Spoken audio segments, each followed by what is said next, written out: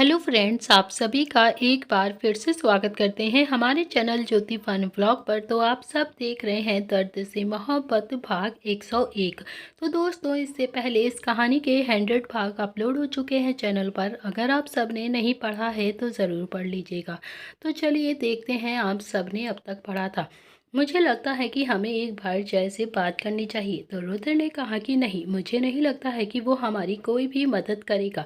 अचानक ही फिर नील के दिमाग में एक आइडिया आता है और फिर नील ने रुद्र को देखा और फिर रुद्र ने ना में अपनी गर्दन हिला दी, जैसे वो बिल्कुल भी नहीं चाहता हो। तो नील ने कहा, इसके अलावा हमारे पास कोई भी दूसरा ऑप्शन नहीं है। रुद्र जो अभी भी हैरानी से नील को ही देख रहा था। चलिए देखते हैं अब आगे इस कहानी में क्या होता है। तो रुद्र ने कहा कि यार, मुझे ना उन पर बिल्कुल भी यकीन नहीं है। वो बंदरों की टुकड़ी हमारा काम नहीं करेगी, बिल्कुल भी नहीं। नील ने रुद्र की तरफ देखते हुए कहा कि करेगी कैसे नहीं, सबकी पॉकेट मनी को रोक दूंगा मैं। उनके तो फरिश्ते भी पता करके बताएंगे हमें कि आखिर रोहान सचदेवा की हकीकत क्या है, वो किसका बेटा है। देख रुद्र, पता नहीं क्यों मुझे ऐसा लगता है, मेरा दिल कहता है कि हमारा खोया हुआ बेटा रोहान ही है। हो सकता है कि उस दिन हॉस्पिटल में अजीत सचदेवा अपने साथ में उसे लेकर चला गया हो।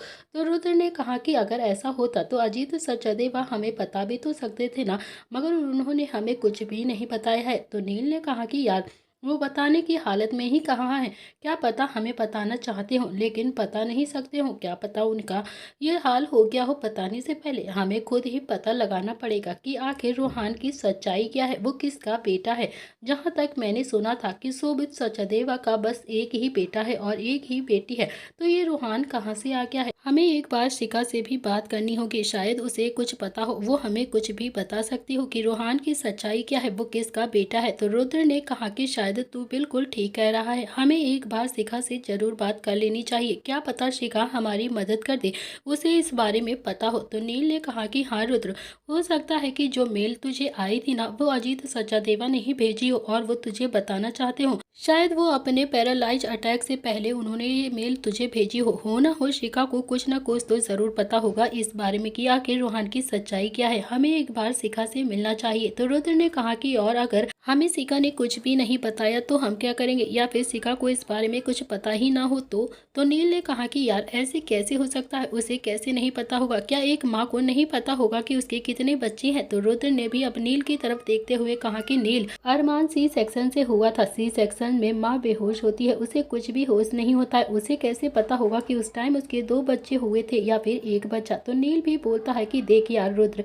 मुझे तो कंफ्यूज मत कर, हम शिखा से जरूर बात करेंगे एक बार। शिखा हमें कुछ ना कुछ तो जरूर बताएगी और अगर उसने हमें नहीं बताया ना, तो हम अंशिका की शादी अरमान से जरूर कर देंगे और फिर हमें सारी सच्चाई पता चल जाएगी। फिर तो पक्का हमें रोहान की सच्चाई अंशिका से ही पता करके बता सकती है। क्यों, ये आइडिया बिल्कुल सही है या नहीं। तो रुद्र ने कहा कि मैं अरमान से अपनी बेटी की शादी कभी भी नहीं करूंगा, समझा। तू पागल हो गया है क्या, मैं कैसे उसके साथ अपनी बेटी की शादी करूंगा। देखा नहीं तूने कितना गुस्से वाला है, उसने गुस्से में मेरी बेटी के साथ कुछ कर दिया तो फिर मैं क्या करूंगा। अंशिका वो भी अरमान से शादी बिल्कुल नहीं करेगी। देखा नहीं तूने कैसे मार रही थी उसे इतनी जोर जोर से। तो नील ने कहा कि हाँ, जो तूने देखा था वो मैंने भी देखा था, लेकिन जो तूने देखा था वो तू समझ नहीं पाया, पर मैं समझ गया था। अरमान ने तुझे खुद को हाथ भी नहीं लगाने दिया, लेकिन अंशिका ने न जाने कितने ही पंच उसके सीने पर मारे थे, वो भी जोर जोर से गुस्से में। उसने अंशिका को कुछ भी नहीं कहा। और रही बात गुस्सा करने की, तो तेरे अंदर कम गुस्सा है क्या। तुझसे ज्यादा गुस्सा तो मैंने आज तक किसी के अंदर नहीं देखा है। क्या किट्टू ने तेरा गुस्सा नहीं झेला है। और किट्टू ने तो तेरा गुस्सा तब झेला था जब वो बोल भी नहीं सकती थी।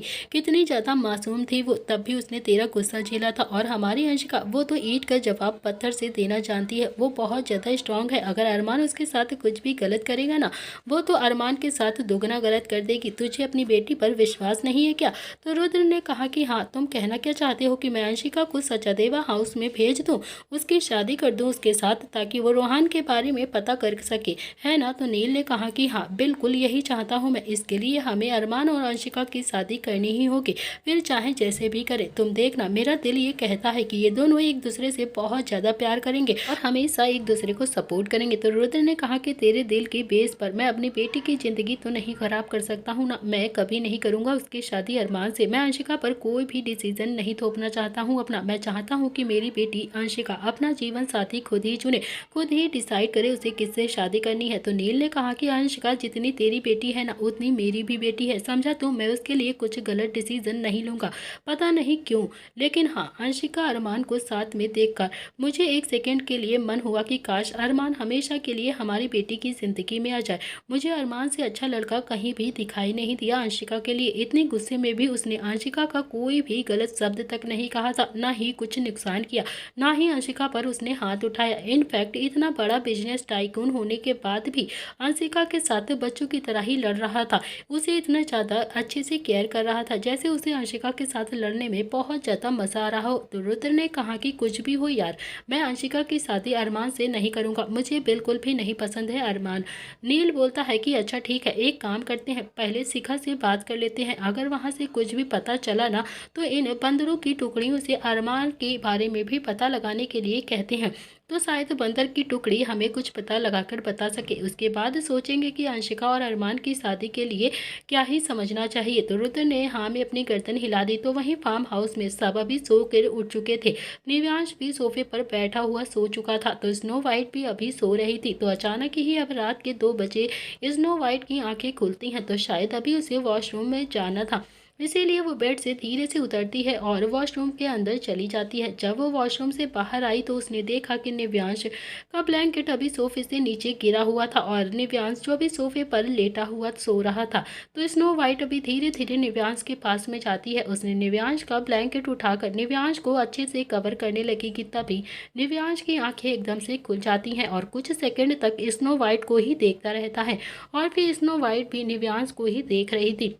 दोनों एक दूसरे की आंखों में देख रहे थे। निव्यांश ने कमरे की लाइट बंद नहीं की थी क्योंकि वो बिल्कुल भी नहीं चाहता था कि स्नो वाइट डर जाए, उसे रात के अंधेरे से डर लगे। स्नो वाइट भी अपने निव्यांश से कुछ देर तक एक दूसरे को ऐसे ही देखते रहते हैं और फिर निव्यांश ने एक बड़ी सी मुस्कुराहट स्नो वाइट को पास कर दी। ना चाहते हुए भी स्नो वाइट के चेहरे पर भी एक बड़ी सी मुस्कुराहट आ गई थी और वो भी निव्यांश को देखकर मुस्कुराने लगी। तो निव्यांश ने उसे इशारों में कहा कि जाओ, जाकर आराम से सो जाओ, और फिर स्नो वाइट भी बेड की तरफ चली जाती है। फिर दोनों ही लेट जाते हैं और लेटते हुए एक दूसरे को ही देख रहे थे। तो दोनों के चेहरे पर अब ना चाहते हुए भी हल्की हल्की सी मुस्कान आ चुकी थी। स्नो वाइट ने अभी फिर से करवट ले ली और फिर निव्यांश ने भी अपनी आंखें बंद कर ली। दोनों ही अपनी गहरी नींद में चले गए थे। अगली सुबह निव्यांश अंगड़ाई तोड़ता हुआ सोफे से उठता है, तो उसने अभी सबसे पहले स्नो वाइट को देखा जो बेड पर आराम से लेटी बेफिक्र होकर सो रही थी। तो निव्यांश ने स्नो वाइट के ब्लैंकेट को अच्छे से ठीक से कवर किया और फिर ना चाहते हुए भी स्नो वाइट के माथे को चूम लिया और फिर उस कमरे से बाहर की तरफ चला गया। तो निव्यांश के जाते ही अब स्नो वाइट ने भी अपनी आंखें धीरे से खोली और फिर अपना एक हाथ अपने माथे पर लगाया जहां पर अभी निव्यांश ने उसे किस किया था और फिर अचानक ही उसके चेहरे पर भी बड़ी सी मुस्कुराहट आ गई थी। उसे भी अब निव्यांश के लिए कुछ अजीब फीलिंग आती थी। उसे पहले कभी भी किसी ने किस नहीं किया था और इसीलिए उन सब का प्यार महसूस वो कर रही थी। तो वहीं निव्यांश अभी बाहर हॉल में आ गया था। सब सोफे पर ही उल्टे पुल्टे होकर सो रहे थे। तो निव्यांश ने अभी संकल्प की कमर पर एक लात मारकर कहा कि उठ उठ, बे सोता रहेगा क्या, अभी कितना बज गया है, अभी भी तू सो रहा है। और फिर उसने निर्भय और धैर्य को भी ऐसे ही उठाया। तो वहीं दक्ष को उसने बड़ी ही इज्जत के साथ हाथ हिलाकर उठाते हुए कहा कि उठ जा दक्ष, सुबह हो गई है, क्या ऐसे ही सोते रहोगे तुम सब। तो दक्ष भी एक बार में ही उठ गया था और फिर अपने हाथों को इधर उधर पलटते हुए स्ट्रेचिंग करने लगा था। तो वहीं संकल्प उठकर बोलता है कि क्या बात है, दक्ष को इतनी इज्जत के साथ उठाया जा रहा है जैसे वो तेरा साला हो और हम सबको तू ऐसे उठा रहा है जैसे हम सब तेरे नौकर हैं, ये तो बहुत गलत बात है यार। तो निव्यांश ने भी एटीट्यूड के साथ कहा कि ज्यादा बकवास मत कर, समझा, तू जल्दी से नहा के किचन का रुख करो, अच्छे से कुछ जाकर बनाओ। तो निव्यांश ने भी फिर से निर्भय को देखकर कहा कि और स्नो वाइट के लिए कितने कपड़े लेकर आया था तू, लेकर आया भी था या फिर नहीं। तो निर्भय ने कहा कि यार मैं तो बस एक ही जोड़ी कपड़े लेकर आया था स्नो वाइट के लिए। तो निव्यांश ने उसे देखते हुए कहा कि क्यों भाई, तेरे पास पैसे नहीं थे क्या जो तू बस एक ही जोड़ी लेकर आया था उसके लिए, बता मुझे।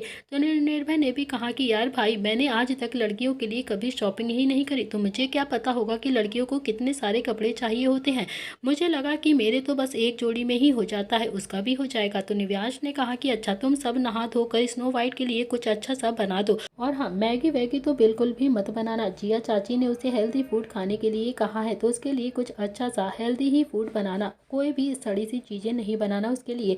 तो धैर्य ने भी बड़े ही एटीट्यूड के साथ कहा कि हाँ हाँ, हम सब ना बहू रानी के लिए हेल्दी फूड ही बनाएंगे, अच्छा ही फूड बनाएंगे। तो निव्यांश ने जब स्नो वाइट के लिए बहू रानी सुना तो उसके चेहरे पर भी एक बड़ी सी मुस्कुराहट आ गई थी और फिर आंखों में काफ़ी ज़्यादा शर्म। और तभी निर्भय ने उसके कंधे से कंधा मारकर कहा कि क्या बात है छोटे पैंथर, तुम तो अभी से ही शर्माने लगे, लगता है तुमने भी उसे कुछ मान ही लिया है अपने लिए, तो अभी तो तुम्हारी उससे शादी भी नहीं हुई है। तो निव्यांश था तो पूरा नील का ही कॉपी, तो नील की परछाई तो था, इसीलिए उसकी शर्म और भी ज़्यादा बढ़ गई थी। तो निव्यांश ने भी अब अपनी शर्म को थोड़ा सा कंट्रोल करते हुए कहा कि यार ऐसा कुछ भी नहीं है, बस मैं तो उसके लिए थोड़ी सी फिक्र कर रहा हूँ और कुछ नहीं, उसके लिए हेल्दी फूड बनाना है, बस यही तो कह रहा हूँ। इतना कहकर तो अब निव्यांश स्नो वाइट के कमरे की तरफ वो बढ़ गया था।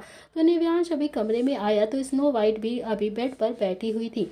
निव्यांश ने भी बिना आवाज़ किए ही कहा कि गुड मॉर्निंग। तो स्नो वाइट ने भी अब निव्यांश की बात को समझते हुए होंठों से लिपसिंग करते हुए कहा कि गुड मॉर्निंग। तो निव्यांश अभी फिर से उसके होंठों की तरफ देखकर समझ गया था कि उसने भी उसे गुड मॉर्निंग का रिप्लाई किया है और उसके चेहरे पर भी एक बड़ी सी मुस्कुराहट आ गई। तो निव्यांश ने उस कमरे के कबर्ड को खोलकर देखा तो उसमें सारे उन्हीं के ही कपड़े भरे हुए थे, लेकिन शायद किस्मत थोड़ी सी सही निकली थी कि उन कपड़ों में से अभी सौम्या का भी कुछ कपड़ा निकल आया था। तो सौम्या के कपड़े देखकर अब निव्यांश के चेहरे पर भी एक बड़ी सी मुस्कुराहट आ गई थी। तो निव्यांश ने भी कहा एक्साइटेड होकर, अरे वाह, नानी के कपड़े मिल गए, ये तो बहुत अच्छी बात है, अब स्नो वाइट के लिए कपड़े लाने की ज़रूरत नहीं है। उसने उसमें से एक साड़ी निकाली और फिर स्नो वाइट के सामने रख दी और उसे इशारों में देखते हुए कहा कि वो नहा कर इसे जल्दी से पहन ले। तो स्नो वाइट को भी अब साड़ी देखकर इतना तो समझ में आ ही गया था कि वो उसे पहनने के लिए कह रहा है। तो स्नो वाइट भी अब उसे कहना चाहती थी कि उसने तो कपड़े पहने हुए हैं, तो फिर उसे ये साड़ी क्यों दे रहा है पहनने के लिए। इसीलिए उसने भी इशारों में निव्यांश को कुछ कहने लगी। तो निव्यांश ने अभी कई बार उसे इशारों में ये बात समझाने की कोशिश की थी कि वो नहा कर इस साड़ी को पहन ले, अगर वो नहा लेगी तो उसके शरीर को आराम मिलेगी और बहुत ज़्यादा फ्रेश फील करेगी। लेकिन स्नो वाइट को तो अब निव्यांश की बात समझ में ही नहीं आ रही थी। निव्यांश काफ़ी देर से उसे समझाने की कोशिश कर रहा था, तो स्नो वाइट तो अब हैरानी से बस निव्यांश को ही देख रही थी और उसकी बातों को समझने की कोशिश कर रही थी कि तभी निव्यांश ने सबको आवाज़ लगाकर चिल्ला चिल्ला कर अपने कमरे में बुला लिया और फिर सारे के सारे उसकी आवाज़ सुनकर शॉक्ड हो गए थे। तो निव्यांश ने कहा कि यार समझाओ इसे कि नहा कर नानी की साड़ी पहन ले। तो सबसे पहले भी धैर्य आगे आया और फिर उसने इशारों में कहा कि बहू रानी नहा कर इस साड़ी को पहन लो तुम। तो धैर्य बड़ी ही धैर्य के साथ अभी एक्टिंग कर रहा था, लेकिन फिर भी स्नो वाइट को अभी तक कुछ भी समझ में नहीं आ रहा था। तो वहीं वो सारे भाई फिर से हंसने लगते हैं और सारे बड़ी मज़ा ले रहे थे क्योंकि धैर्य की एक्टिंग सच में बहुत ही ज़्यादा हंसाने वाली थी। तो वहीं स्नो वाइट भी अब धैर्य की एक्टिंग देखकर बहुत ज़्यादा हंस रही थी। और थोड़ी देर के बाद निर्भय ने भी थोड़ा सा आगे आकर एक्टिंग करते हुए स्नो वाइट से कहा कि अरे तुम ना नहाकर ये साड़ी जल्दी से पहन लो, तुम्हें फ्रेश होने की ज़रूरत है। तो निर्भय की एक्टिंग तो अब एक्टिंग बिल्कुल लग ही नहीं रही थी, वो तो बस पता नहीं क्या ही कह रहा था, अपने मन में ही बुड़बुड़ा रहा था, जिसे देखकर सबकी हंसी अब बहुत ज़्यादा बढ़ गई और सब लोटपोट हो रहे थे। फिर संकल्प ने भी एक्टिंग करके समझाने की कोशिश करी, लेकिन संकल्प की एक्टिंग तो अभी सबसे ज़्यादा धमाकेदार थी। आखिर वो दूसरा शुभ जो था, शुभ की तरह वो भी बहुत ही मज़ेदार था, उसे देखकर तो अब सबका हंसकर बुरा हाल हो गया था। तो वहीं अब स्नो वाइट भी बुरी तरीके से हंसते हंसते बेड पर लेट जाती है। चारों मिलकर बहुत ज़्यादा हंस रहे थे। स्नो वाइट को इतना ज़्यादा हंसता हुआ देखकर अब पांचों के और भी ज़्यादा हंसी आ गई थी। तो पांचों ही अब स्नो वाइट को देखकर बहुत ज़्यादा खुश भी हो रहे थे। तो पांचों भी चाहते थे कि स्नो वाइट बस ऐसे ही खुश रहे, हमेशा ऐसे ही हंसती रहे। फाइनली दक्ष आगे आता है और फिर स्नो वाइट का हाथ पकड़कर उसे वॉशरूम के गेट के पास लेकर गया और फिर बाथरूम का गेट हल्का सा बचाया, जैसे कहना चाहता हो कि तुम जाओ अंदर नहा लो और इस कपड़े को पहन लो। फिर उसने वो साड़ी उठाकर स्नो वाइट को भी दे दी थी। तो स्नो वाइट अब जाकर समझी थी कि निव्यांश उससे क्या कहना चाहता था, क्या कोशिश कर रहा था उसे बताने की। तो स्नो वाइट ने अभी एक बार निव्यांश की तरफ देखा और फिर निव्यांश ने भी अपनी पलकें झपका दी। स्नो वाइट भी अब वो साड़ी हाथ में ले लेती है और फिर सीधा लेकर उसे वॉशरूम के अंदर चली गई। तो सब अभी वॉशरूम के गेट की तरफ ही देख रहे थे कि कब स्नो वाइट नहाकर बाहर आएगी। कि तभी निव्यांश ने कहा कि यार कितनी अच्छी है ना, एकदम मासूम सी लड़की है। और फिर तभी चारों एक साथ तोते की तरह बोले, तो तेरे डाइवोर्स की प्रोसेसिंग आगे खिसकाते हैं हम सब। तो ये सुनते ही अब निव्यांश ने उन सब को नहीं देखा और फिर चोर नजरों से उस कमरे से बाहर चला गया हो, जैसे वो बिल्कुल यही कहना चाहता हो। तो वहीं निव्यांश के जाते ही चारों हंसने लगते हैं। तो संकल्प ने अभी निर्भय की कमर पर अपना हाथ लपेट कर कहा कि निर्भय हो ना हो, लड़का हाथ से निकल गया है, इसका तो कुछ करना ही पड़ेगा।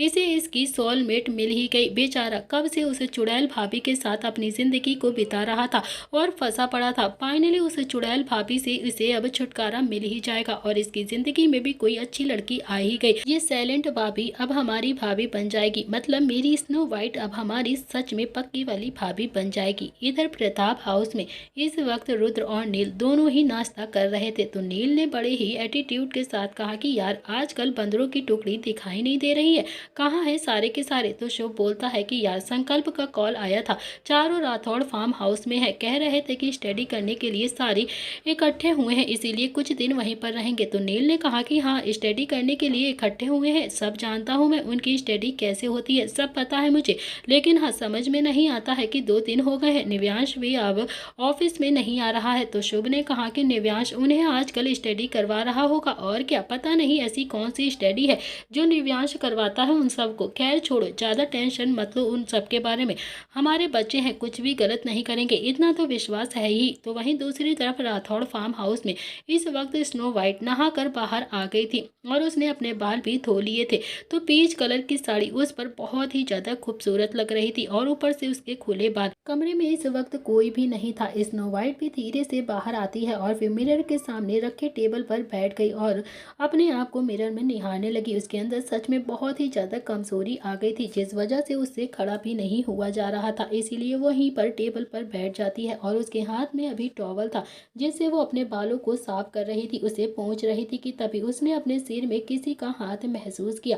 तो स्नो वाइट ने भी अब मिरर में सामने की तरफ देखा तो वो कोई और नहीं निव्यांश था। निव्यांश अभी हेयर ड्रायर से स्नो वाइट के बालों को अच्छे से सुखाने की कोशिश कर रहा था। तो वही स्नो वाइट बिल्कुल ऐसे बैठी थी जैसे उसके अंदर अभी जान ही नहीं हो, वो बस निव्यांश को ही देखे जा रही थी। तो निव्यांश अभी उसकी कमजोरी भी समझ रहा था। तो निव्यांश ने अभी स्नो वाइट के बालों को अच्छे से सुखा दिया और फिर उसके बालों का जूड़ा बनाने लगा, लेकिन निव्यांश से बालों का जूड़ा बन ही नहीं रहा था, वो बार बार कोशिश कर रहा था। तो वहीं स्नो वाइट की नज़र तो अब मिरर में ही लगातार रह रही थी, वो मिरर से अब बस निव्यांश को ही देखे जा रही थी और फिर निव्यांश का तो पूरा ध्यान अभी स्नो वाइट के बालों को संवारने में लगा हुआ था, वो उसके जूड़े को बनाने की कोशिश कर रहा था। निव्यांश को ऐसा देखकर स्नो वाइट के चेहरे पर भी मुस्कुराहट आ गई थी।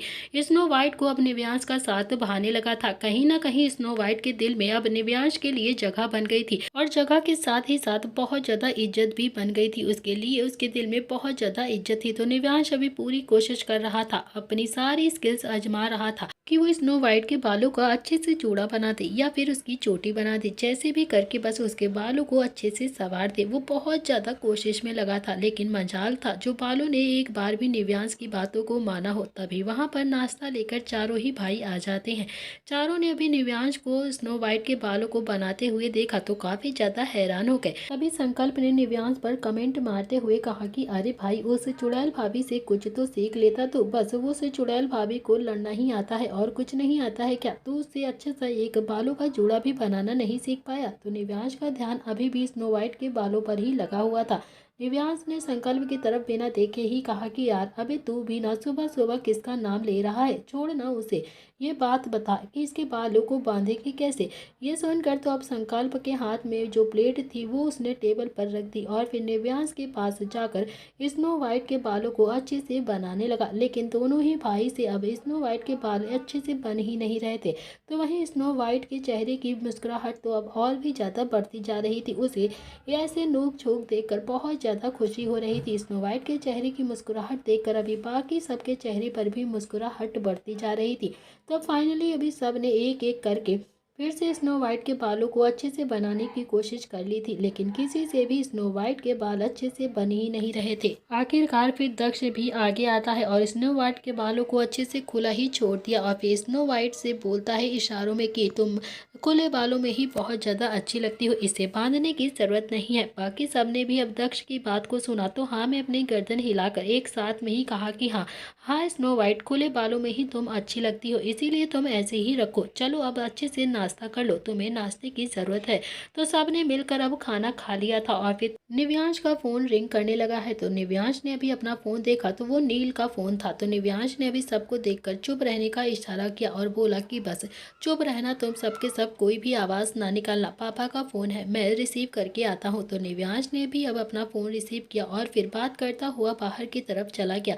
तो वहीं सब ने अब अच्छे से नाश्ता कर लिया था। निव्यांश अभी वापस आता है तो उसने अभी चारों की तरफ देखते हुए कहा कि यार मैं ऑफिस जा रहा हूँ, 2 दिन से मैं ऑफिस नहीं किया हूँ ना, और फिर तुम सब भी स्नो वाइट का अच्छे से ख्याल रखना, शाम को यहीं पर आ जाऊँगा मैं भी, ठीक है ना, तुम सब अब यहाँ पर ही रहना। तो चारों ने ही हाँ में अपनी गर्दन मटका दी और फिर निव्यांश भी वहाँ से जाने लगा और फिर कुछ सोच कर वो अंदर वापस आया और बोला कि आते हुए किट्टू चाची को भी अपने साथ में लेकर आऊँगा, वही है जो इससे बात कर सकती हैं और इसकी बातों को समझ भी सकती हैं, हम में से कोई नहीं समझ पा रहा है। तो संकल्प ने कहा कि हाँ यार ये बात तो हमने सोची ही नहीं, लेकिन हाँ तू चाची को कहेगा क्या, उनसे क्या कहकर यहाँ लेकर आएगा। तो निव्यांश ने कहा कि वो मैं हैंडल कर लूँगा, तुम बस इसका अच्छे से ख्याल रखना, इसे दवाई टाइम से दे देना, ओके। निव्यांश ने फिर दक्ष की ओर देखकर कहा कि दक्ष टाइम से सुला देना इसे, और हाँ देख लेना कि ये ज़्यादा स्ट्रेस ना ले, इसका स्ट्रेस लेना बहुत ही ज़्यादा खतरे की बात है, कोशिश करना कि ये खुश रहे तो जल्दी ठीक हो जाएगी, शाम को चाची को लेकर आ जाऊँगा मैं, फिर ये भी खुश हो जाएगी। तो चारों ने भी फिर से हाँ में अपनी गर्दन मटका दी और फिर निव्यांश वहाँ से चला गया। तो वहीं दूसरी तरफ नील और रुद्र अभी सचादेवा हाउस के बाहर आकर खड़े हो गए थे। तो रुद्र ने कहा कि तुझे क्या लगता है शिखा हमसे मिलेगी और हमसे बात करेगी क्या। तो नील बोलता है कि अरे यार क्यों नहीं मिलेगी, क्यों बात नहीं करेगी। तो रुद्र बोलता है कि अरे मैंने पता करवाया है कि नीलिमा शिखा को किसी से भी मिलने नहीं देती है और ना ही शिखा घर से बाहर निकलती है और ना ही किसी से बात करती है, वो तो बस अजीत सचादेवा की सेवा में ही लगी रहती है, उसके सिवा उसका और कोई काम नहीं है। तो नील भी अब एक गहरी सांस लेकर बोलता है कि हाँ रुद्र, औरतों की जिंदगी कितनी ही ज़्यादा मुश्किल होती है ना यार, अब शिखा को ही ले लो, बेचारी कितनी ही सेवा करती है अजीत सचादेवा की, अपने ससुर की सेवा में ही लगी रहती है और फिर भी उसकी जिंदगियों में कोई भी खुशियां नहीं है, बस हमेशा दुखी रहती है, पता नहीं कहाँ है शोभित, कब आएगा उसके पास, कब तक शिखा ऐसे ही इंतजार करेगी, कब वो शोभित से मिलेगी और कब वो खुश होगी यार। तो रुद्र ने कहा कि हाँ यार चल अब अंदर चलकर देखते हैं, अब तो कुछ राज पर से शिखा ही पर्दा उठा सकती है और कोई नहीं। तो रुद्र और नील भी अब थोड़ा सा हिम्मत करके अंदर चले गए थे और दोनों ही बहुत देर तक अब सिटिंग एरिया में बैठे रहते हैं, लेकिन शिखा उनसे मिलने के लिए अब तक नहीं आई थी। तो रुद्र ने भी एक सर्वेंट को देखकर कहा कि यार प्लीज़ श्रीमती शिखा शोभित को बुला दीजिए ना प्लीज़, हमें उनसे बहुत ही ज़रूरी काम है, उनसे मिलने आए हैं। तो वो सर्वेंट अभी जवाब देता हुआ बोलता उससे पहले ही नीलम वहाँ पर आ गई। तो नीलिमा ने भी रुद्र और नील को देखा तो उसके चेहरे पर गुस्से के भाव आ गए। तो नीलिमा ने कहा कि वो तुम दोनों से मिलना नहीं चाहते हैं, तुम क्यों मिलने के लिए आए हो मेरी बहू से, तो बेहतर यही होगा कि तुम दोनों यहाँ से चले जाओ, वो तुमसे मिलने नहीं आएगी। तो नील भी एकदम से खड़ा हो गया और फिर नीलिमा की तरफ देखकर थोड़ा सा गुस्से से भाव से बोलता है कि लेकिन हमारा उनसे मिलना बहुत ही ज़्यादा ज़रूरी है, प्लीज़ आप उन्हें एक बार बुला दीजिए, हम उनसे मिल के चले जाएंगे। तो नीलिमा ने कहा कि इस घर में जो मैं चाहती हूँ बस वही होता है, समझे तुम, और फिलहाल मैं बस यही चाहती हूँ कि तुम शिखा से ना मिलो और चुपचाप से मेरे घर से चले जाओ, इसीलिए बेहतर यही होगा कि तुम चुपचाप अपने आप ही यहाँ से चले जाओ, हम प्रताप फैमिली से कोई भी रिश्ता नहीं रखना चाहते हैं, तो अब तुम जा सकते हो। तो नील अभी कुछ बोलता उससे पहले ही रुद्र ने नील की कलाई को पकड़ लिया और फिर उसे दबा दिया और जैसे कहना चाहता हो कि नीलिमा ठीक कह रही है। तो नील ने भी अब हैरानी से रुद्र को देखा तो रुद्र ने भी अब चलने का इशारा किया। तो रुद्र अभी वहां से जाना चाहता था। रुद्र और नील शिखा से मिले बिना ही सचादेवा हाउस से बाहर आ गए थे। तो नील ने कहा कि यार बोलने तो देता मुझे, तुम क्या पता मान जाती वो। तो रुद्र ने कहा कि यार उसका एटीट्यूड देखा था तुमने, तुझे क्या लगता है कि वो बुढ़िया हमें ऐसे इतनी आसानी से शिखा से मिलने देगी, मुझे तो 1% भी विश्वास नहीं है उस पर, हम शिखा से डायरेक्ट कभी भी नहीं मिल पाएंगे। नील ने भी रुद्र से झटके से बोला, तभी तो कह रहा हूँ कि हाँ अरमान और अंशिका की शादी कर देते हैं और फिर तो हमारे संबंध से हमें मिलने के लिए नीलिमा कभी भी रोक ही नहीं पाएगी। रुद्र ने भी अब नील की तरफ देखते हुए कहा कि यार तू ना फिर से शुरू हो गया, मैंने कहा ना कि मैं अंशिका की शादी अरमान के साथ कभी भी नहीं करूँगा, मैं बिल्कुल नहीं चाहता हूँ उसे अपने घर का दामाद बनाना। तो नील बोलता है कि यार कुछ भी कहो, मुझे तो अंशिका के लिए अरमान बहुत ही ज़्यादा अच्छा लगता है। बाकी तो मैं जानता हूँ कि अंशिका तेरी बेटी है, तू ही उसके लिए डिसीजन लेगा, मेरा तो कोई हक ही नहीं बनता है। भला मैं तेरे और तेरी बेटी के बीच में कैसे आ सकता हूँ। कहते हुए नील अभी झूठ मूठ का इमोशनल हो जाता है और फिर तभी रुद्र ने भी नील की कमर पर एक पंच मार कर कहा कि यार ज़्यादा स्मार्ट मत बन, समझा तू, ये तेरी ट्रिक शुभ और निहाल पर ही काम करती है, मेरे ऊपर तेरी ये मासूमियत का जादू नहीं चलेगा, समझा तू। मैं अच्छे से जानता हूँ ये तेरा नाटक है, तो हमारे रीडर्स को पागल बना सकता है, हमारी पूरी प्रताप फैमिली को भी पागल बना सकता है, रुद्राक्ष प्रताप सिंह को नहीं। फिलहाल ये सोच शिखा से कैसे मिले। थोड़ी देर सोचने के बाद अभी रुद्र ने कहा कि यार नील, क्या शिखा कभी भी बाहर नहीं जाती है, लेकिन नीलिमा तो अभी बाहर जाती है ना, तो हमें पता करना पड़ेगा कि नीलिमा किस वक्त बाहर जाती है और कब हम शिखा से आकर मिल सकते हैं। उसी वक्त हम शिखा से मिल सकते हैं और उससे बात कर सकते हैं।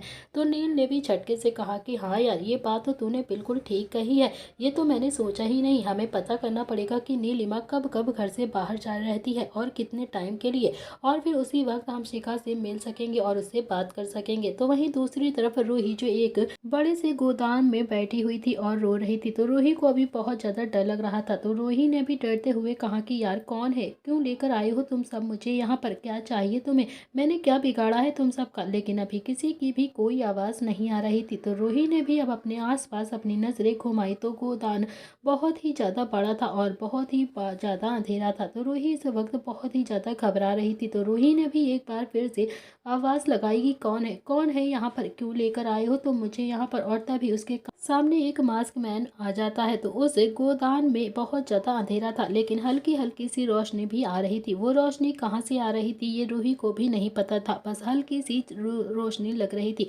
तभी मास्क मैन ने भी रूही को देखते हुए कहा कि तुम्हारी बहन खो गई है ना। ये सुनते ही रूही ने कहा कि मेरी बहन तुम्हारे पास है क्या, प्लीज़ मेरी बहन को मुझे लौटा दो, मेरी बहन को मुझे वापस कर दो, कहाँ है मेरी बहन। मास्क मैन ने भी कहा कि अगर तुम्हें तुम्हारी बहन वापस चाहिए ना, तो तुम्हें मेरा एक काम करना पड़ेगा। रूही को अब बहुत ज़्यादा गुस्सा आ जाता है। तो रूही भी गुस्से में चिल्लाती है कि मैं तुम्हारा कोई भी काम नहीं करूँगी, समझे तुम, मुझे मेरी बहन को वापस दो। कहाँ है मेरी बहन, क्या किया है तुमने मेरी बहन के साथ, कहाँ छुपाया है तुमने उसे, बोलो बोलो कहाँ है मेरी बहन। और कहते हुए रूही एकदम से गुस्से से खड़ी होती है और उसने मास्क मैन का कॉलर जोर से पकड़ लिया और तभी मास्क मैन ने एक खींचकर चांटा रूही के गाल पर जड़ दिया, जिससे रूही जमीन पर जाकर गिर पड़ती है और उसकी आंखों से आंसू बहने लगते हैं। तो मास्क मैन ने भी अब पंजों के बल बैठकर रूही के बाल को जोर से पकड़ा और फिर उसकी आंखों में देखकर गुस्से में कहा कि अगर अपनी और अपनी बहन की जान प्यारी है तुम्हें, तो जो मैं कह रहा हूँ वो काम करो, समझी तुम, और ज़्यादा बकवास करने की कोशिश मत करो। अगर तुमने ऐसा नहीं किया ना, तो तुम और तुम्हारी बहन दोनों को ही जान से मार दूंगा, दोनों की जान ले लूंगा मैं, और मुझे वक्त भी नहीं लगेगा। अगर अपनी बहन को जिंदा देखना चाहती हो तो जो कह रहा हूँ ना, वो बिना सोचे समझे करती जाओ, बस तुम्हारी बहन तुम्हें मिल जाएगी। तभी मास्क मैन ने अभी रूही को वो सब कुछ बताया जो अभी रूही से वो करवाना चाहता था। तो रूही तो अभी बहुत ज़्यादा परेशान थी। तो सारी बातें सुनकर अभी रूही की आंखें अभी हैरानी से फैल गई। तो रूही ने भी मास्क मैन के सीने पर अपने दोनों हाथ रखा और उसे जोर से धक्का देते हुए गुस्से से कहा कि नहीं नहीं, मैं तुम्हारी ये बात कभी नहीं मानूंगी, मैं ऐसा नहीं कर सकती हूँ, समझे तुम, मैं ऐसा नहीं कर पाऊंगी, मुझसे नहीं होगा ये सब कुछ, मैं तुम्हारे हाथ जोड़ती हूँ, प्लीज़ मेरी बहन को मुझे वापस दे दो, मेरी बहन कहाँ है मुझे बता दो, मैं और मेरी बहन यहाँ से दूर चले जाएंगे। मास्क मैन ने भी अब एक और चांटा खींचकर रूही के गाल पर फिर से जड़ गया और फिर रूही तो इस बार बहुत ज़्यादा डर गई थी और वो खड़े होकर उसके सामने चक्कर लगाता हुआ गुस्से से बोलता है कि कहाँ जाओगी, कहाँ बच के जाओगी तुम मुझसे, अपनी बहन को लेकर अनाथ आश्रम में, मैंने तुम्हें और तुम्हारी बहन को पैसे देकर खरीदा है वहाँ से, चाहूँ तो अभी के अभी तुम दोनों बहनों को मैं किसी को भी बेच दूँ और फिर बहुत सारा पैसा कमा सकता हूँ, तुम कुछ भी नहीं कर पाओगी, मेरा कुछ भी नहीं। मास्क मैन ने भी अब रूही के हाथ पर अपना पैर रखते हुए कहा कि अगर अपनी और अपनी बहन की जान प्यारी है ना, तो जो मैंने कहा है चुपचाप से वो करो और मुझे कुछ भी नहीं चाहिए तुमसे। अगर तुमने नहीं किया ना, तो तुम दोनों को मार दूंगा। अगर तुमने ज़्यादा होशियारी भी करने की कोशिश की ना मेरे साथ, तो अपनी बहन की लाश देखने के लिए खुद को मजबूत कर लेना, उसी वक्त तुम्हारी बहन को मार दूंगा मैं, समझी तुम।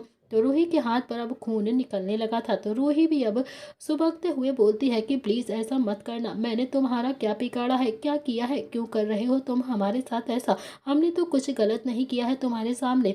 तो मास्क मैन अभी फिर से अपने पंजों के बल बैठ गया और फिर उसने रूही के बालों को फिर से पकड़कर उसे हिलाते हुए गुस्से से कहा कि तुमने तुमने तो कुछ भी नहीं बिगाड़ा है मेरा, लेकिन हाँ, जिन लोगों ने मेरा बिगाड़ा है ना, उन लोगों को मैं तुम्हारे हाथों सजा दिलवाऊंगा और मैं चाहता हूँ कि मेरे दुश्मनों को सजा तुम्हारे हाथों से मिले। इतना कहकर मास्क मैन ने अभी रूही के बालों को छोड़ दिया और फिर वहां से जाने लगा और फिर कुछ सोच समझ कर फिर से रूही के पास में आया और फिर से गुस्से से बोला कि और हाँ, तुम अब ये रोना धोना बंद करो, अपना ये हुलिया जल्दी से ठीक कर लो, कल से तुम्हें मेरा काम करना है, समझे? तुम मना करने की तुम्हें इजाजत नहीं है, कोई भी काम तुम मना नहीं कर सकती हो। रूही, अगर तुमने मना किया ना तो तुम सोच भी नहीं सकती हो तुम्हारी और तुम्हारी बहन की क्या हालत कर दूंगा मैं।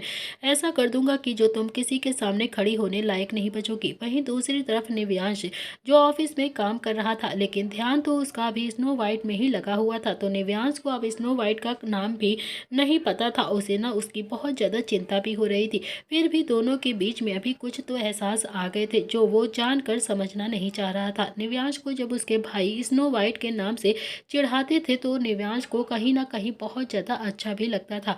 निव्यांश का प्यार अब बहुत ही ज़्यादा प्योर था स्नो वाइट के लिए। उसने एक बार भी ये नहीं सोचा था कि स्नो वाइट बोल नहीं सकती है, उसे सुनाई नहीं देता है। बस निव्यांश को तो स्नो वाइट की हर एक चीज़ बहुत मासूम लग रही थी।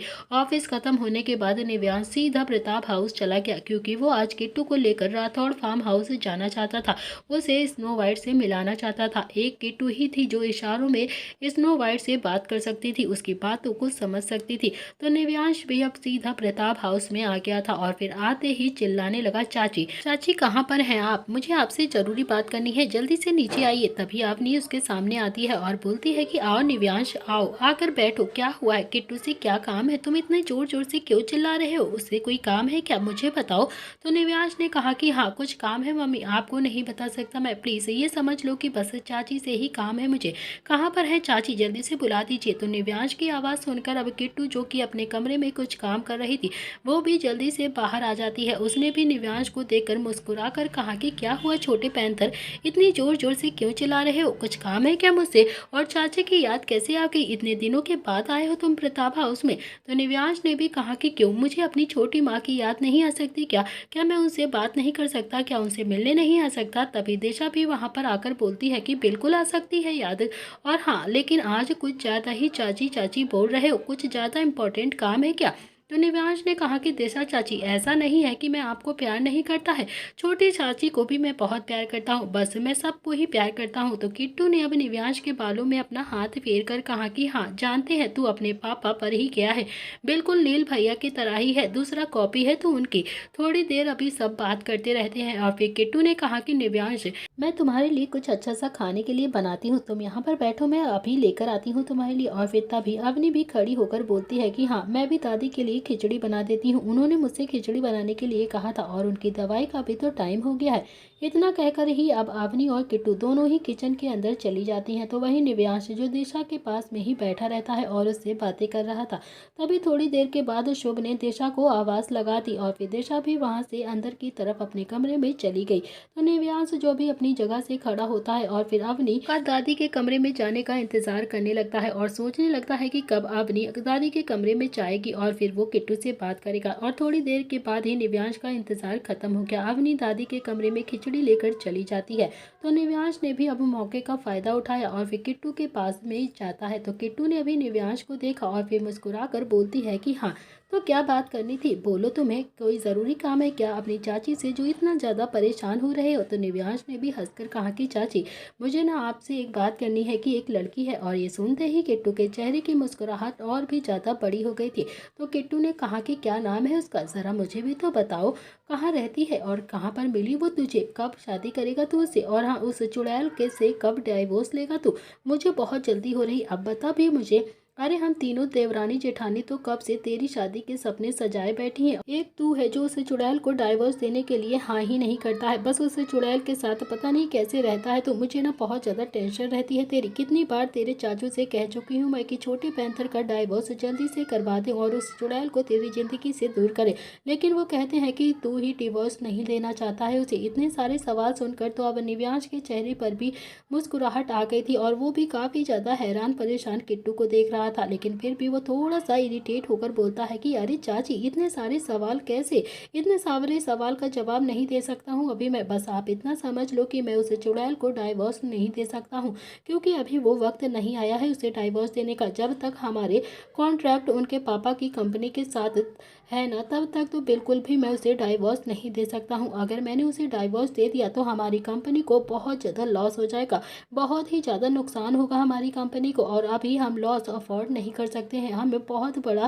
कर्जा उठाना पड़ेगा। और रही बात उस लड़की की, तो मैं उसका नाम नहीं जानता हूँ, मुझे नहीं पता है उसका नाम। तो किट्टू भी हैरानी से निव्यांश को देखने लगती है। तो निव्यांश जो स्नो वाइट के बारे में अब सब कुछ किट्टू को सच सच बता देता है, और सारी बात बताने के बाद भी निव्यांश ने कहा कि चाची, आज चलेंगी ना मेरे साथ उस लड़की से मिलने के लिए, प्लीज़ मुझे आपकी हेल्प चाहिए होगी। तो किट्टू भी बिना सोचे समझे बोलती है कि हाँ चलूँगी, लेकिन हाँ घर में क्या कहेंगे हम।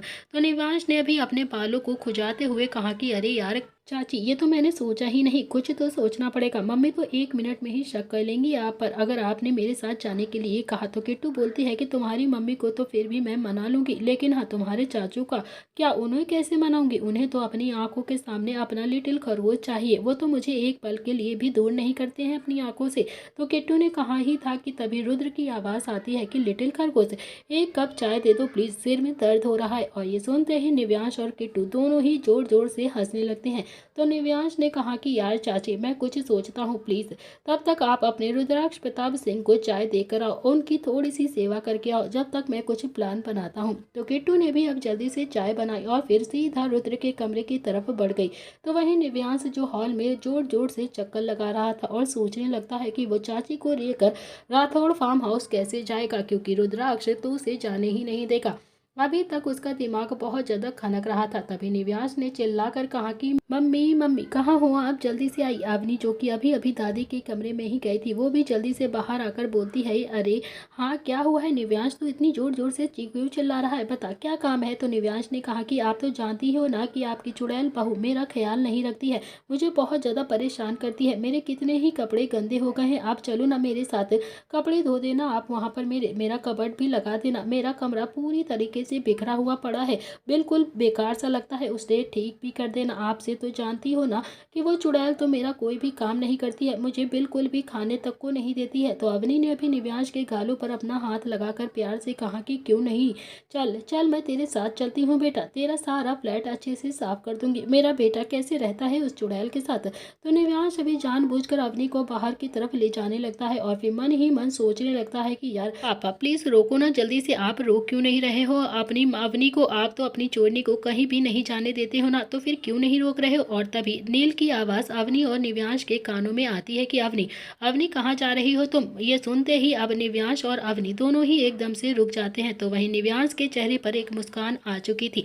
तो अवनी ने कहा कि कहाँ कहाँ जा रही हूँ, मतलब निव्यांश के फ्लैट में जा रही हूँ, और कहाँ जाऊँगी, निव्यांश के कपड़े गंदे पड़े हैं उन्हें धोकर आऊँगी, उसका फ्लैट अच्छे से साफ करके आऊँगी, बेचारा मेरा बच्चा कितना ज़्यादा परेशान है। तो नील ने कहा कि तुम्हारा छोटा पैंथर अब बड़ा हो गया है, अपना काम खुद ही कर सकता है, वैसे भी तुम्हारा बेटा इतना तो कमा ही लेता है कि वो एक अच्छी सी नौकरानी को हायर कर ले और सारे काम उससे करवा ले, तुम्हें कहीं भी जाने की जरूरत नहीं है। तुम क्या उसके घर की सफाई करने जाओगी, मैं बिल्कुल नहीं चाहता हूँ मेरी पत्नी किसी के घर की सफाई करे, अगर इसके पास कपड़े नहीं है तो ये खरीद लेगा, तुम कहीं भी मत जाओ, समझी, तुम मेरे पास आओ, ऊपर आओ तुम अभी के अभी।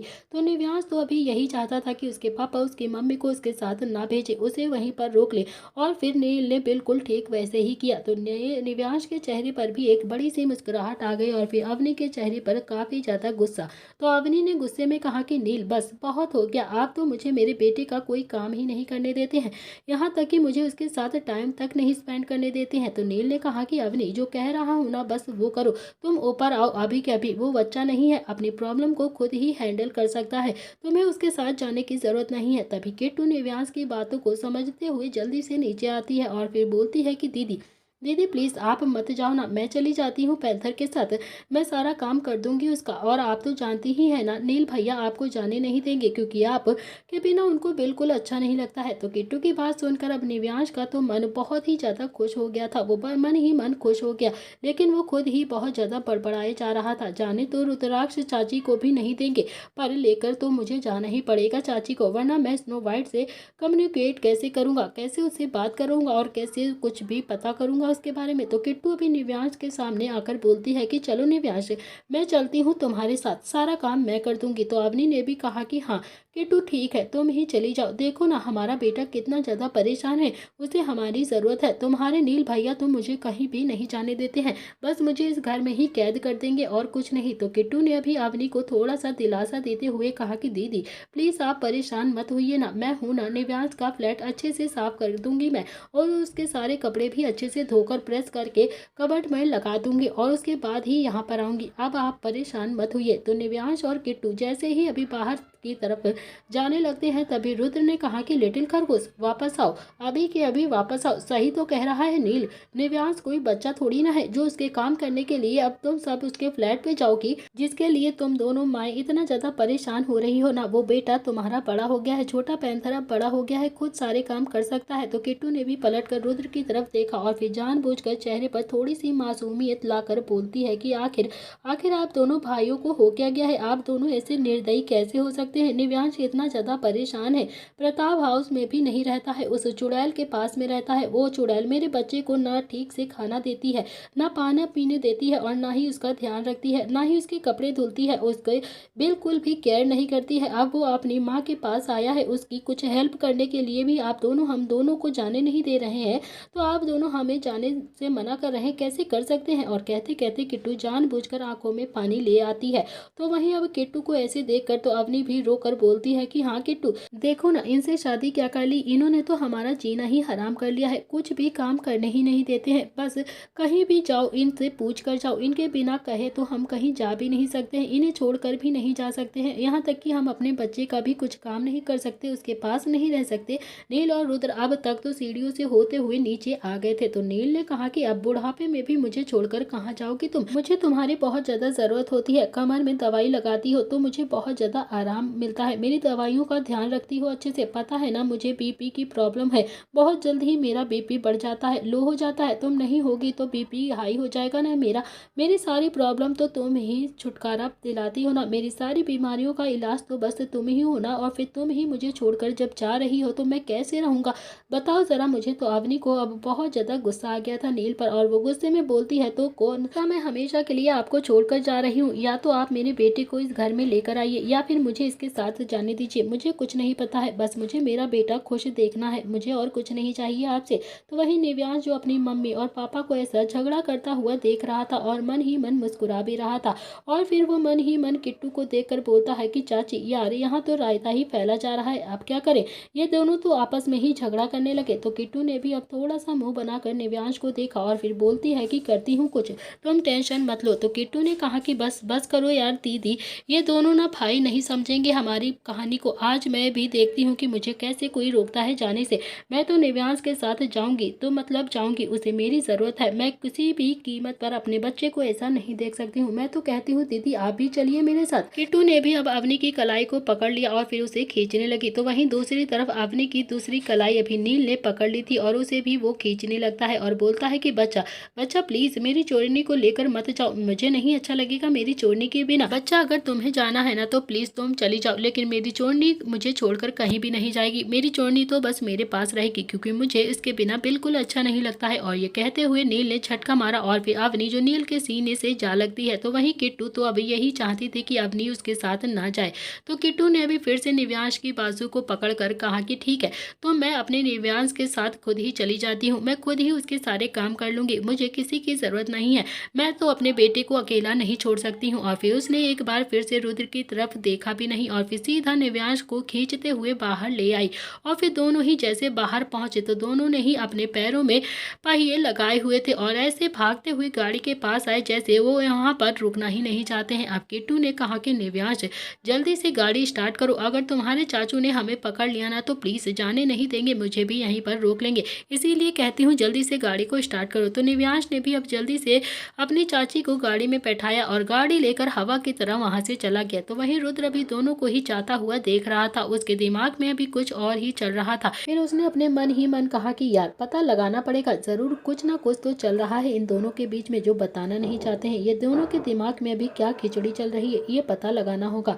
जो भी हो निव्यांश किट्टू को ही लेने आया था, मुझे ऐसा लगता है वो अवनी को लेने ही नहीं आया था। तो निव्यांश भी अभी ड्राइव कर रहा था और काफी ज्यादा हंस रहा था। तो वहीं किट्टू भी अपनी जीत पर बहुत ज्यादा खुश हो रही थी। ऐसा लग रहा था दोनों बहुत बड़ी जंग जीत के आए हो। तो किट्टू ने कहा कि बस बस एक बात है, मुझे लगता नहीं है कि तुम्हारे चाचू इतनी आसानी से हार मानेंगे और शांति से बैठ जाएंगे। तुम्हारे पीछे आदमी जरूर लगा दिए होंगे उन्होंने, ये जानने के लिए कि आखिर इतने महीनों के बाद तुम मुझे लेकर यहाँ पर क्यों आए हो। आखिर कोई ना कोई बात तो जरूर है। तो निव्यांश ने कहा कि हाँ तो लगाने दो ना, आदमियों को लगाने दो पता, मैं कौन सा चाचू से डरता हूँ या मैंने कौन सा कुछ गलत काम किया है जिसकी वजह से मैं चाचू से डरूंगा। वे दोनों ही आपस में बात करते हुए सीधा फार्म हाउस में पहुंच जाते हैं। तो किट्टू अभी गाड़ी से बाहर उतरती है, तब तक निव्यांश भी गाड़ी से बाहर उतर चुका था। निव्यांश और किट्टू दोनों ही अब फार्म हाउस के अंदर आ चुके थे। तो अभी किट्टू थोड़ा सा डर भी रही थी कि आखिर वो लड़की कैसी होगी। दोनों ने ही अभी फार्म हाउस के अंदर का नजारा देखा तो उनके चेहरे पर अभी हैरानी के साथ साथ मुस्कुराहट भी आ गई थी। स्नो वाइट सोफे पर बैठी हुई बहुत ज्यादा हंस रही थी। बाकी सारे स्नो वाइट को डांस करके दिखा रहे थे। वो चारों भाई ऐसे डांस कर रहे थे जैसे वो स्नो वाइट की खुशी के लिए सब कुछ करने के लिए तैयार है। तो वहीं दक्ष जो अभी धैर्य के साथ बॉल डांस कर रहा था, वहीं निर्भय और संकल्प दोनों ही बॉल डांस कर रहे थे, जिसे देखकर अभी स्नो वाइट को हंस हंस कर बुरा हाल हो चुका था। तो किट्टू ने भी जब स्नो वाइट को देखा तो उसे देखती ही रह गई। उसकी मासूमियत में वो खो जाती है कि तभी निव्यांश ने धीरे से किट्टू के कान में जाकर कहा कि चाची ये है ना आपकी बिल्कुल टू कॉपी, बिल्कुल आप जैसी ही है ना। तो किट्टू ने भी हाँ में अपनी गर्दन हिला दी और फिर किट्टू भी हाँ में गर्दन हिलाते हुए निव्यांश की तरफ देखने लगती है। तो निव्यांश के चेहरे पर भी मुस्कुराहट आ गई थी। तो वहीं दूसरी तरफ अरमान जो बंगले के बाहर खड़ा हुआ था, अरमान के साथ नीलिमा भी थी, जहां पर अरमान के चेहरे पर बहुत ही ज्यादा गुस्सा था। तो वहीं नीलिमा के चेहरे पर दबी हुई हंसी थी, वो हल्का हल्का सा मुस्कुरा रही थी। दोनों ही उस बंगले के अंदर चले जाते हैं। तो अरमान और नीलिमा दोनों ही उस बंगले के सिटिंग एरिया में आकर बैठे हुए थे और दोनों ही एक दूसरे से कुछ भी बात नहीं कर रहे थे। और फिर तभी एक लड़की जो एक व्हाइट पपी को लेकर सीढ़ियों से उतरती हुई नीचे आती है। उस लड़की ने एक शॉर्ट ड्रेस पहनी हुई थी। इसमें दो राय नहीं थी कि वो लड़की बहुत ही ज्यादा खूबसूरत थी, वो बहुत ही ज्यादा स्मार्ट लग रही थी, लेकिन उसके चेहरे का एटीट्यूड बिल्कुल अलग ही नजर आ रहा था। उसके चेहरे का एटीट्यूड बता रहा था कि वो थोड़ी सी घमंडी टाइप की लड़की थी। और फिर उसके पीछे पीछे उसके पेरेंट्स भी आ रहे थे। उस लड़की को देखकर अरमान का गुस्सा अब दुगना हो गया था, उसे बहुत ही ज्यादा गुस्सा आ रहा था। तो अरमान जो अपनी जगह से एकदम से गुस्से से खड़ा हो गया। तो वहीं नीलिमा जी भी अब चेहरे पर मुस्कुराहट लेकर बैठी रहती हैं और देखती रहती हैं कि आगे धमाका क्या होने वाला है। तो अरमान ने उस लड़की को देखकर गुस्से में कहा कि 4 दिन पहले तुम्हें याद आया है कि मेरा भाई अंधा है, जबकि शादी की सारी तैयारियां हो चुकी हैं, सारे रिश्तेदार आना जाना भी शुरू हो गया है, इनविटेशन डिस्ट्रीब्यूशन हो चुका है और सबको शादी की डेट तक पता चल गई है। अब तुम शादी के लिए पलट रही हो, तुम मना कर रही हो कि तुम्हें शादी नहीं करी है। जब तुम्हारे घर का रिश्ता गया था तभी मैंने कहा था ना कि मेरा भाई अंधा है। तुमने खुद ही रूहान को देखकर शादी के लिए हाँ कहा था, तुम्हें कोई प्रॉब्लम नहीं थी रूहान से शादी करने के लिए, और अब तुम शादी के लिए पलट गई, कैसे कर सकती हो तुम ऐसा। तो अरमान ने ये बात कहकर उस लड़की के पेरेंट्स की तरफ गुस्से से देखा। तो उस लड़की के बाप ने कहा कि देखो हमने तो तब भी मना किया था, अपनी बेटी के डिसीजन में शक नहीं जताया था और अभी भी हम अपनी बेटी के डिसीजन पर कोई सवाल नहीं खड़ा करेंगे, हमें कोई मतलब नहीं है, ना हमने तब कुछ कहा था और ना ही हम अब कुछ कहेंगे, वो जैसा चाहती है वैसा ही होगा। मेरी इकलौती बेटी है, मैं अपनी इकलौती बेटी की शादी एक अंधे से तो बिल्कुल भी नहीं कर सकता हूँ।